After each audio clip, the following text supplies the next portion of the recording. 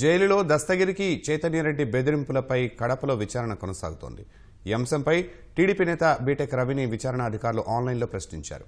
మరింత సమాచారం మా ప్రతినిధి మురళిని అడిగి తెలుసుకుందాం. మురళి, బీటెక్ రవిని అధికారులు ఏమని ప్రశ్నించారు? శర్మ, వివేకానందరెడ్డి హత్య కేసులో అప్రూవర్ గా ఉన్న దస్తగిరిని కడప జైల్లో డాక్టర్ చైతన్యరెడ్డి బెదిరించిన ఘటనపైన విచారణ కొనసాగుతుంది. ఇవాళ ఈ విచారణ అధికారిగా ఉన్నటువంటి Rajahmundry jail superintendent Rahul Srirama online లో బీటెక్ రవిని ప్రశ్నించారు. పులివెందుల్లో ఉన్నటువంటి బీటెక్ రవికి ఆన్లైన్ ద్వారా అతనికి ప్రశ్నావళి పంపి సమాధానాలు కూడా రాబట్టారు. ప్రధానంగా 2023 అక్టోబర్ 31 నుంచి 2024 ఫిబ్రవరి 12 వరకు దస్తగిరి అట్రాసిటీ కేసులో కడప జైల్లో రిమాండ్ ఖైదీగా ఉన్నారు.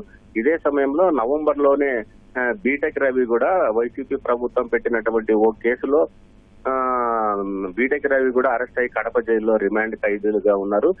ఈ ఇద్దరు కూడా దస్తగిరి, బీటెక్ రవి ఇద్దరు కూడా కడప జైల్లో ఎదురెదురు బ్యారెక్ లోనే రిమాండ్ ఖైదీలుగా ఉన్నారు. ఆ సమయంలోనే 2023 నవంబర్ 28న దస్తగిరి బ్యారెక్ లోకి ఈ డాక్టర్ చైతన్యరెడ్డి, ఎవరైతే దేవిరెడ్డి శివశంకర్ రెడ్డి కుమారుడు డాక్టర్ చైతన్యరెడ్డి నవంబర్ 28న ఆ దస్తగిరి బ్యారెక్ లోకి వెళ్ళాడా లేదా అని ఈ విచారణ అధికారి రాహుల్ శ్రీరామ బీటెక్ రవిని ప్రశ్నించిన సమయంలో ఖచ్చితంగా ఆయన దస్తగిరి బ్యారెక్ లోకి చైతన్యరెడ్డి వెళ్లడం నేను కళ్ళారా చూశాను, చాలాసేపు దస్తగిరి బ్యారెక్ లోనే ఉండి అతనితో మాట్లాడిన విషయం కూడా నేను కళ్ళారా చూశాను. బయటకు వచ్చిన తర్వాత ఈ విషయాలన్నిటిపైన అక్కడ ఉన్నటువంటి జైలు అధికారులు కావచ్చు, జైలు సూపరింటెండెంట్ కావచ్చు, జైలు సిబ్బందిని కూడా నేను ఆ రోజు రాత్రి ప్రశ్నించాను. ఎందుకు ఒక కేసులో ఉన్నటువంటి అక్యూజ్డ్ కుమారుడిని ఎందుకు మీరు అప్రూవర్ గా ఉన్నటువంటి దస్తగిరి బ్యారెక్ లోకి ఎందుకు పంపించారు, ఇది మంచి పద్ధతి కాదని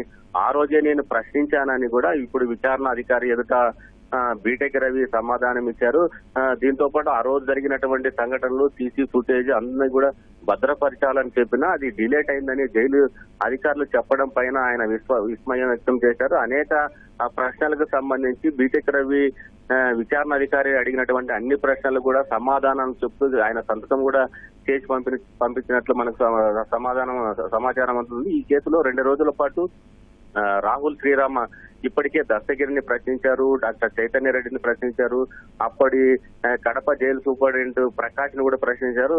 ఆ రోజు దస్తగిరిని బెదిరించిన 2023 నవంబర్ 28 ఎవరైతే డ్యూటీలో ఉన్నారో ఆ బ్యారెక్ లో డ్యూటీగా వచ్చి ఉన్నటువంటి జైలు వార్డర్లు, డిప్యూటీ జైలర్లు, తోటి ఖైదీలను కూడా ప్రశ్నించి వాంగ్మూలం తీసుకున్నారు. ఇప్పుడు ఆ దస్తగిరి బ్యారెక్ ఎదురుగానే ఉన్నటువంటి టీడీపీ నేత, పులివెందుల టీడీపీ నేత బీటెక్ రవి నుంచి కూడా వాంగ్మూలం తీసుకోవడం చర్చనీయాంశమైంది. అయితే ఖచ్చితంగా బ్యారెక్ లేకి వెళ్ళింది మాత్రం డాక్టర్ చైతన్యరెడ్డి, దస్తగిరి బ్యారెక్ లేకి వెళ్ళింది ఖచ్చితంగా ముమ్మాటికి 100% నిజమేనని బీటెక్ రవి అంగీకరించడం ఇప్పుడు చర్చనీయాంశంగా మారింది. శర్మ, ధన్యవాదాలు మురళి.